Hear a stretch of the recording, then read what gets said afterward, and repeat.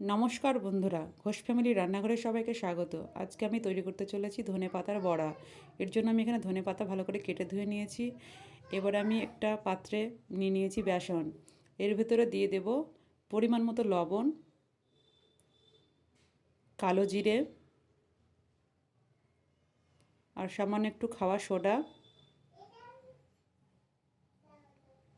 আর দিয়ে দেব লাল লঙ্কার গুঁড়ো আর একটু ধনে গুঁড়ো দিয়ে ভালো করে মিশিয়ে নেব।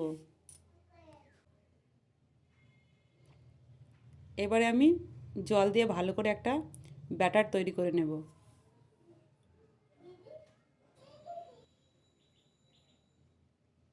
দেখুন, এদিকে ব্যাটার তৈরি হয়ে গেছে। অন্যদিকে আমি কড়াই গরম করতে দিয়েছিলাম, কড়াই গরম হয়ে গেছে। এবার দিয়ে দিয়েছি সাদা তেল। এবার আমি ধনে পাতাগুলোকে ভালো করে একটু সাজিয়ে নিয়ে ব্যাটারে ডুবিয়ে আমি তেলে ছেড়ে দেব।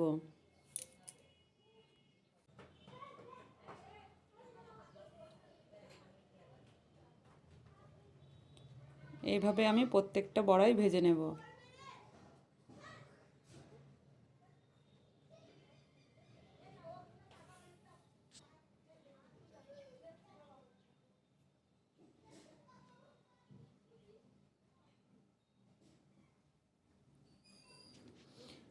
বড়াগুলোকে আমি ভালো করে উল্টিয়ে ভেজে নেব।